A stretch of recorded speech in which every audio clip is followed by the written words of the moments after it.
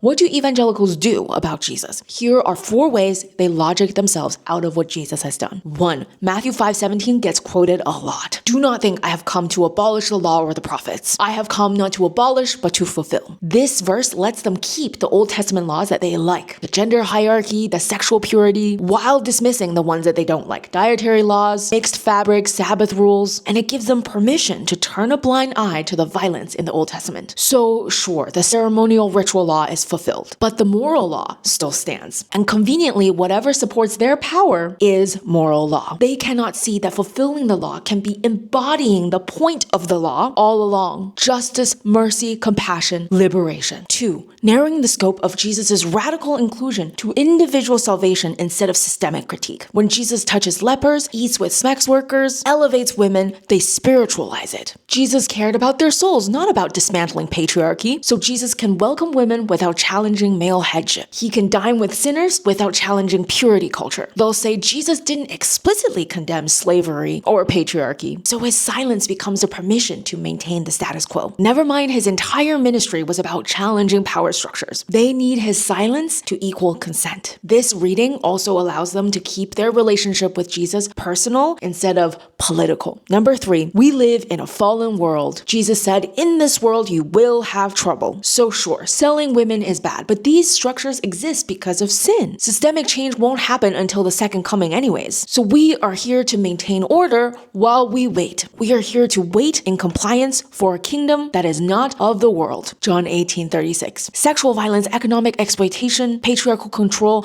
these are worldly concerns. We should focus on spiritual salvation and everything else will follow. This is a convenient and morally justified out when you feel powerless before systems of injustice, and you'd rather wait for Jesus to fix it than challenge it yourself. Number 4, when what would Jesus do gets too uncomfortable, they pivot to Paul, but more accurately to what was written in Paul's name after he died. And instead of saying, oh, liberation movements face backlash, that we are reasserting codes that make Christianity more palatable to power, instead of acknowledging that scripture will always be weaponized, they quote these passages and call it God's will. So that's how you deal with the radical left, socialist, Marxist, communist, woke, liberal, social justice warrior, tree-hugging, snowflake, DEI promoting Jesus. They didn't explain Jesus away. They detained him, deported him, and bleached his remains in ways that let them keep their power and call it Christianity. I am Connie Chen, here to help you deconstruct everything. Check out my Patreon for bonus content.